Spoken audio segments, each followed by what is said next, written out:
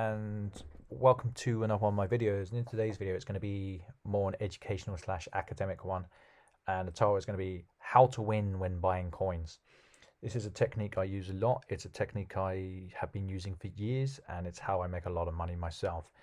And it's a technique that anyone can use, and the more experienced and the better you get at it, the more money you will make.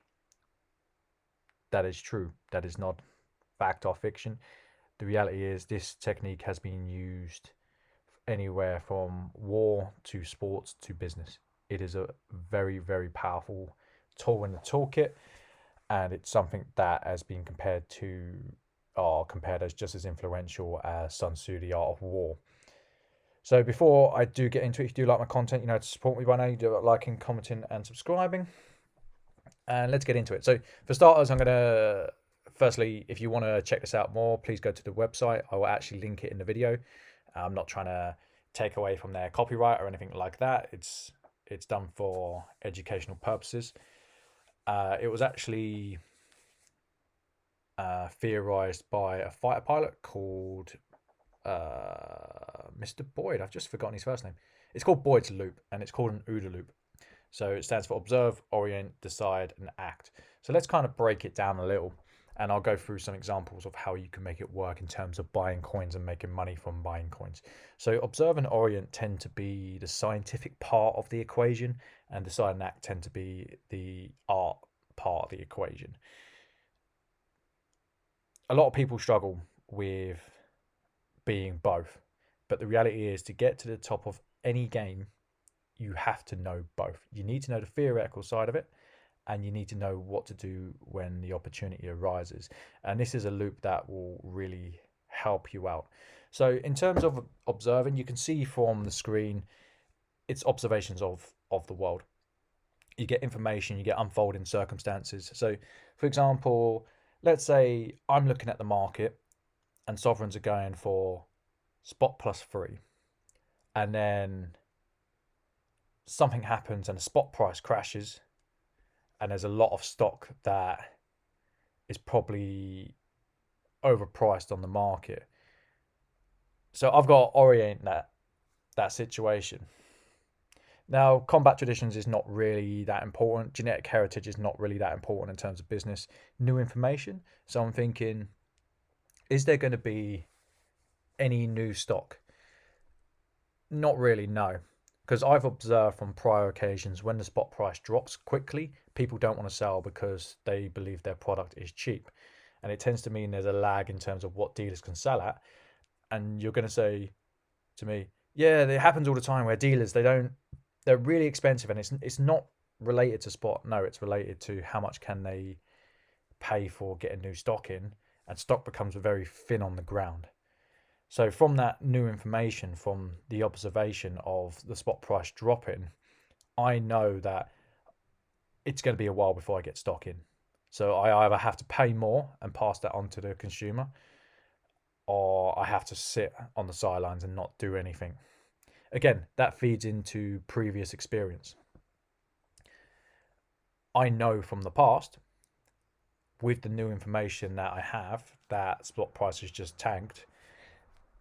It's not going to be possible to get new stock in, or it's going to be very thin on the ground. So the choice is sit it out or pass the cost on to consumer who don't want to pay it because they have a recency bias. Analysis and synthesis. So you've got to analyze the current situation for what it is. Again, going back to the example I just used, I know from past experience that it's probably not going to be okay to pass on the cost to the consumer. They probably won't pay it, which puts me in a position where I'm maybe potentially taking a loss. Now, this is on bullion. Now, I'm trying to orient the situation. So I've got to make a decision whether or not to buy bullion in that exact moment in time. And I'm thinking, from my observations of what just happened, and from the orientation of what I can perceive of the situation as it stands, I'm not going to buy bullion. So what am I going to do instead? I'm going to go back to the observation, and I'm going to say, well, how does semi-numismatic gold coins do?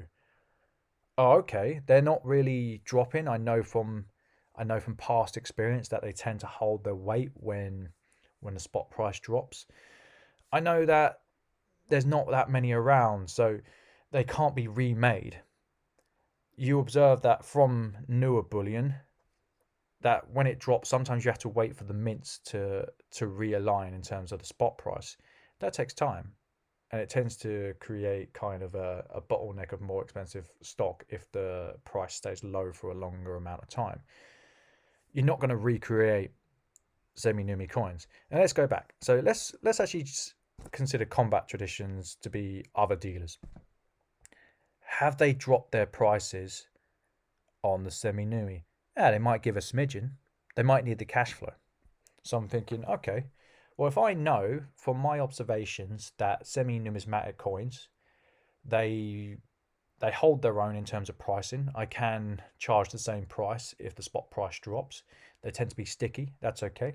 And I know that other dealers are thinking, I've got bills to pay. They're not like me. I'm nimbler. I'm small. I don't have many bills to pay. Other dealers got to pay for staff. They got to pay for premises. All these added costs that I don't have. Okay, they're willing to kind of give ground on the semi-numismatic stuff, even though I can get the same price. I know that from previous experience. There isn't really any new information concerning that. So it goes to the decide process. Am I going to buy? It now becomes a decision. Am I going to buy bullion on this occasion, or am I going to buy a semi-numismatic?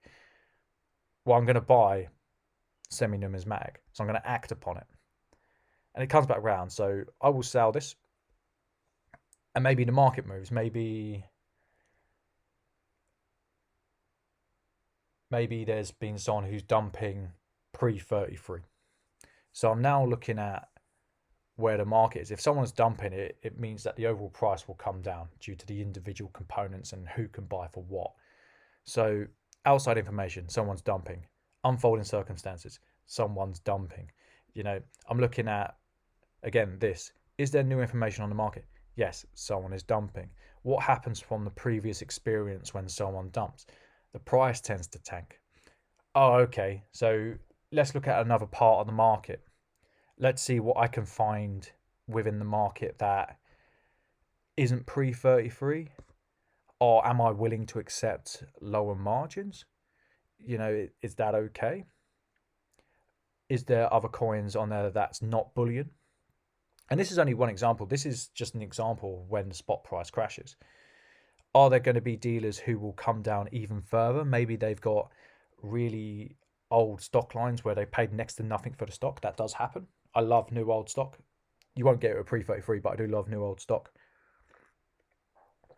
So you got to decide. Someone's dumping. Am I going to take a price cut? Am I going to look for something else? We've decided bullion's out of the question. And you've got to make a decision because your money has to work for you. You've got bills to pay. And you have to constantly recycle that cash. Do you have a black book of contacts who would pay it? Can you put feelers out? Sometimes orienting is a case of simply going to a buyer and trying to set up where you're a market maker. That's completely okay. If you can do that, your loop kind of comes full circle. Now, for those of you who've kind of sat through 9 minutes of me talking about this theoretical is it paradigm, I guess. What you need to understand is when you first start, these 4 sections are really slow. You piece them together, and this is really, really important that you understand this final part of the equation. Markets are very, very dynamic, and you need to be able to process information effectively and efficiently. And you do that by observing the market, finding out where you are within that market and making a decision on that, whether that be a progressive decision in buying or looking for something else. Now, what actually happens is the better you get, the faster you become at dissecting the OODA loop. And the plan is you want to get so fast at making decisions that you bamboozle your opposition, whether that be your friends, your frenemies, or your enemies. You want to get to a stage where it's coins in, coins out. And all you have to do is you have to observe the market. You have to see where you are by orienting. You have to make a decision. You have to act. And the better you get, and the quicker you can do this, and the more experience you get, the easier it is to make money. And you can make a lot of money. Oh, seriously, you can make a lot of money if you can master this technique. I know people who've used it in sports. It's very effective. It's very, very effective. I know people who've used it in business. I use it in business. And the reality is, the quicker that I can get from O to A, the faster I can make money.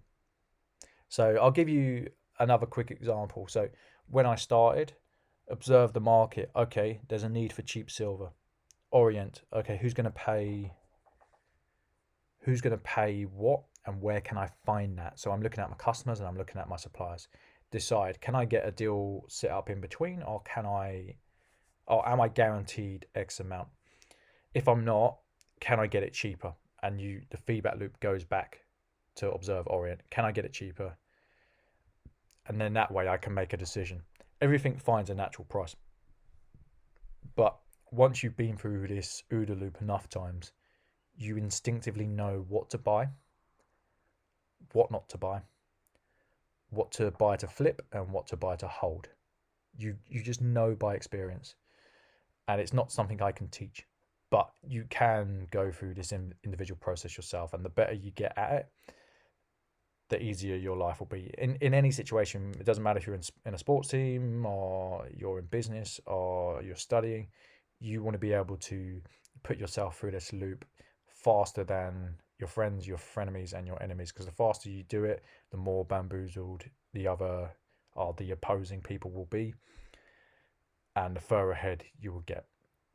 I hope that makes sense. I hope this has been helpful. If it isn't helpful, yeah, you need to do some reading, I'm afraid, because this is a technique that is probably one of the best in the toolkit in terms of making money or being successful.